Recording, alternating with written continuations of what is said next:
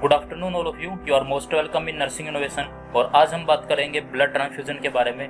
तो blood transfusion से related NORCET के अंदर कौन कौन से ऐसे इंपॉर्टेंट पॉइंट्स होते हैं जहाँ से क्वेश्चन बनने के ज़्यादा चांसेस होते हैं, उन सभी पॉइंट्स के बारे में अपन डिस्कस करेंगे वन बाय वन।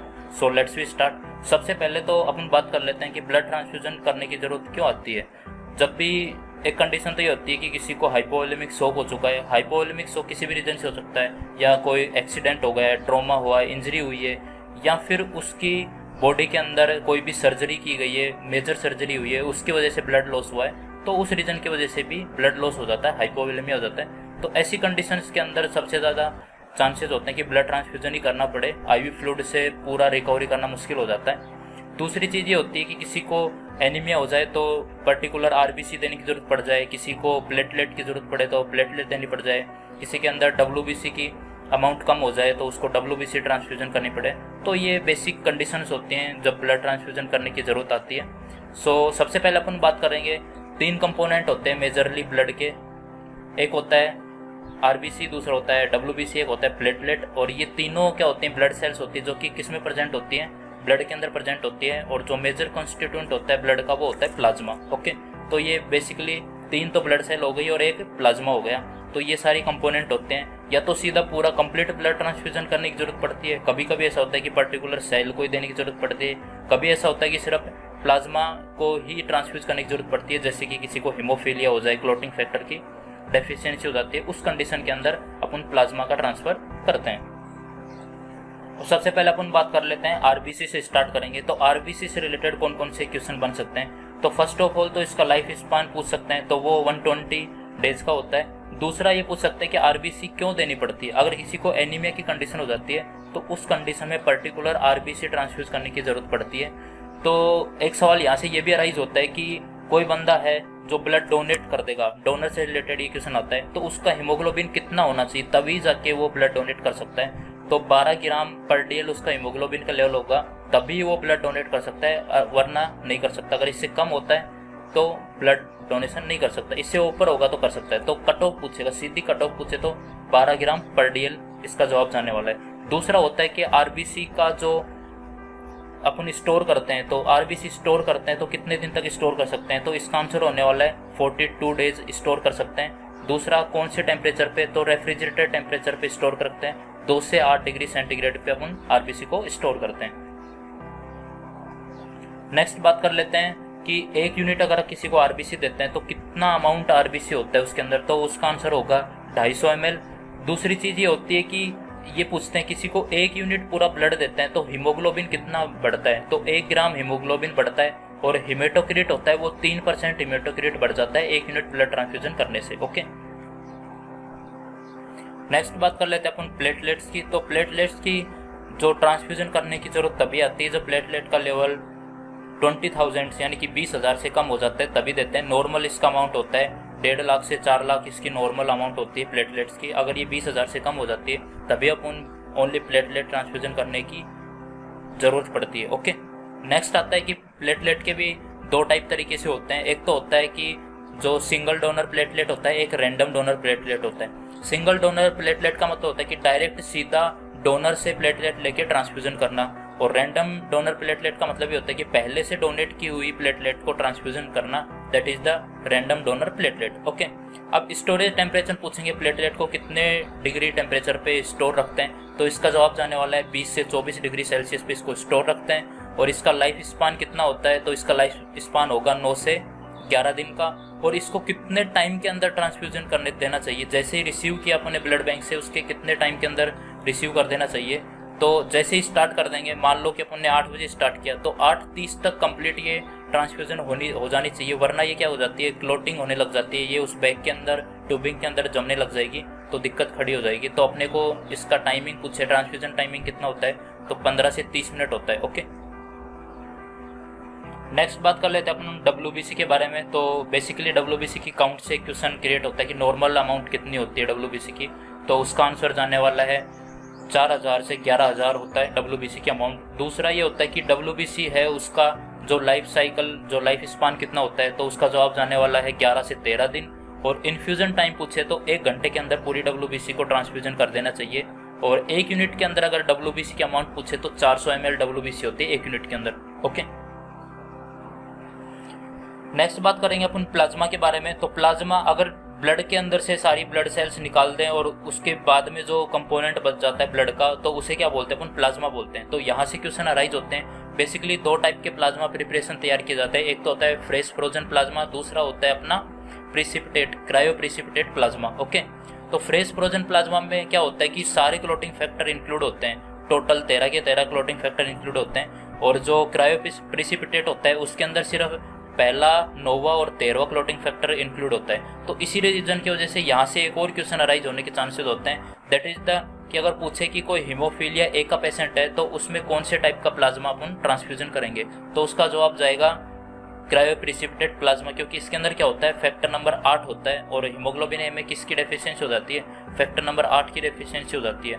और अगर फैक्टर नंबर 9 की कमी आ जाए, यानी कि हीमोफीलिया बी हो जाए किसी पेशेंट को, तो कौन सा प्लाज्मा देंगे, फ्रेश फ्रोजन प्लाज्मा उसको देते हैं। अब पूछेंगे इसका स्टोरेज टेम्परेचर, तो प्लाज्मा को -20 डिग्री सेंटीग्रेड पे स्टोर करते हैं, जिससे ये क्या करता है 1 साल तक अपने जो अच्छी कंडीशन में बना हुआ रहता है -20 डिग्री सेंटीग्रेड के ऊपर। ओके,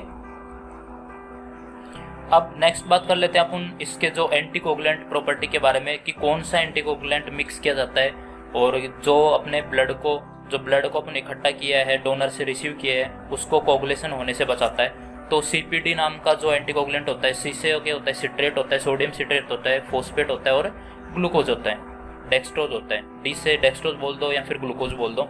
तो अब बात कर लेते हैं सिट्रेट का काम क्या होता है। तो बेसिकली जो एंटीकोगुलेंट प्रॉपर्टी होती है वो सिट्रेट की होती है। फोस्फेट क्या करता है, प्रिजर्वेशन का काम करता है, जो भी ब्लड है उसको प्रिजर्व रखता है, यानी कि डिस्ट्रॉय नहीं होने देता, खराब नहीं होने देता है। और जो डेक्सट्रोज होता है वो क्या करता है, जो ब्लड सेल्स होती है उनको न्यूट्रिशन देता है ताकि RBC WBC प्लेटलेट्स जीवित रह सकें। ओके, जो ये CPD होता है ये बेसिकली 35 दिन तक ब्लड को बचा के रखता है। 35 दिन बाद में ये ब्लड के ऊपर कोई काम नहीं कर पाता है और ब्लड क्या करता है, कोगुलेंट होने लगता है। तो इसके लिए एक चीज और ऐड करते हैं इसका लाइफ स्पान बढ़ाने के लिए, वो होता है एडेनिन। और एडेनिन CPD और प्लस एडेनिन मिलाते हैं तो जो ब्लड रहता है उसकी जो लाइफ स्पान बढ़ जाती है और वो 45 दिनों से भी ज़्यादा दिन तक क्या होता है, एंटीकोगुलेंट के रूप में काम करता है और कोगुलेशन नहीं होने देता है एडेनिन अगर CPD के अंदर और मिक्स कर दें तो। ओके, अब हम बात करेंगे मेन प्रोसीजर की, कि ब्लड ट्रांसफ्यूजन के प्रोसीजर से रिलेटेड कौन कौन से इंपॉर्टेंट पॉइंट हैं जहाँ से क्वेश्चन पुटअप होने के सबसे ज़्यादा चांसेस होते हैं। तो फर्स्ट ऑफ ऑल तो जो ब्लड ट्रांसफ्यूजन करते हैं, तो जो ब्लड ट्रांसफ्यूजन स्टार्ट करते हैं उस टाइम पे सबसे ज़्यादा ज़रूरी होता है कि उससे पहले अपने को चेक करना होता है कि पेशेंट का ब्लड ग्रुप क्या है और जो ब्लड ग्रुप अपन ने ब्लड बैंक से रिसीव किया है वो उससे मैच कर पा रहा है नहीं कर पा रहा है। तो यहाँ से सीधा क्वेश्चन आएगा कि ब्लड जो ट्रांसफ्यूजन करने से पहले है कितनी नर्स उसको चेक करती हैं। तो 2 रजिस्टर नर्स रहते हैं, उनको चेक करती है, मिलाती है पेशेंट के डाटा से, और जो ब्लड बैंक से जो थैली आई है ब्लड की उसके अंदर जो एक्सपायरी डेट है, ब्लड ग्रुप है, जो मिलाए गए एंटीकोगुलेंट प्रॉपर्टी वगैरह हैं, उन सब की जांच करती है। सेकंड ये होता है कि जब ब्लड ट्रांसफ्यूजन स्टार्ट करते हैं तो उससे पहले पेशेंट से एक इंपॉर्टेंट क्वेश्चन पूछना बहुत ज़्यादा जरूरी होता है, क्या तुम्हें पास्ट में कभी ब्लड ट्रांसफ्यूजन हुआ है, अगर हुआ है तो क्या कोई ब्लड ट्रांसफ्यूजन रिएक्शन हुई है। अगर वो पेशेंट ये बोलता है कि हाँ मुझे पास्ट में जब ब्लड ट्रांसफ्यूजन हुआ था तब रिएक्शन हुई थी, तो अपन उसको एंटीहिस्टामिन ड्रग देते हैं जो कि होती है अपनी डाइफेनहाइड्रामाइन दे दो या। ओके, नेक्स्ट एक क्वेश्चन अराइज होगा आपसे कि जब ब्लड ट्रांसफ्यूजन स्टार्ट करते हैं तो उस टाइम पे क्या करते हैं, अपन फ्लो को नॉर्मल रखते हैं, स्लो फ्लो करते हैं 15 मिनट तक बेसिकली। तो उस फ्लो रेट भी पूछ सकते हैं आप, तो 1 से 2 ml पर मिनट के हिसाब से अपन को फ्लो रेट रखनी होती है। ओके, नेक्स्ट जब जैसे 15 मिनट हो जाती है अपन देख लेते हैं कि कोई रिएक्शन नहीं हो रही है, सब कुछ सही चल रहा है, तो फ्लो रेट को बढ़ा देते हैं और फ्लो रेट बढ़ के कितनी हो जाती है, 3 से 4 ml पर मिनट के हिसाब से चलाते हैं। नेक्स्ट होता है कि जो ब्लड ट्रांसफ्यूजन होता है वो कितने टाइम के अंदर कर देना चाहिए, तो बेसिकली 2 से 4 घंटे के अंदर अंदर पूरा ब्लड ट्रांसफ्यूजन कर देना चाहिए। अगर 2 घंटे से पहले कर देते हैं तो क्या हो सकता है, सर्कुलेटरी ओवरलोड हो जाएगा। अगर 4 घंटे से ज़्यादा टाइम अपन लेते हैं तो क्या हो सकता है, सेप्टिसेमिया हो सकता है, यानी कि इन्फेक्शन डेवलप होने के सबसे ज़्यादा चांसेस होते हैं अगर ज़्यादा टाइम में अपन लेते हैं तो। ओके, नेक्स्ट अपन बात करते हैं इसके कॉम्प्लिकेशन के बारे में। तो कॉम्प्लिकेशन से भी बहुत सारे क्वेश्चन अराइज होते हैं। फर्स्ट जो मेन कॉम्प्लिकेशन है वो होता है हीमोलाइटिक रिएक्शन। अगर पेशेंट का ब्लड उसको टॉलरेट नहीं कर पा रहा है, पेशेंट की बॉडी है जो डोनर के ब्लड को टॉलरेट नहीं कर पा रही है, एंटीजन के रूप में उसको लेती है, तो उसकी एंटीबॉडी अटैक कर देती है और RBC जो उसके अंदर RBC होती हैं डोनर की और खुद की RBC उन सबको तोड़ने लगती हैं। तो जो रिएक्शन डेवलप होती है उसे हेमोलाइटिक रिएक्शन बोलते हैं। तो यहाँ से एक और इम्पोर्टेंट क्वेश्चन आता है कि जो हेमोलाइटिक रिएक्शन हुई है ये कौन से टाइप की हाइपर सेंसिटिविटी रिएक्शन होती है। तो इसका जवाब जानने वाला है टाइप 2, जो कि क्या होती है, antibody mediated hyper sensitivity reaction होती है, वो होती है। ओके, नेक्स्ट पूछ सकते हैं कि आपको जो most common post blood transfusion complication जो इन्फेक्शन होता है वो कौन सा डेवलप हो सकता है। तो उसका जवाब जानने वाला है हेपेटाइटिस सी।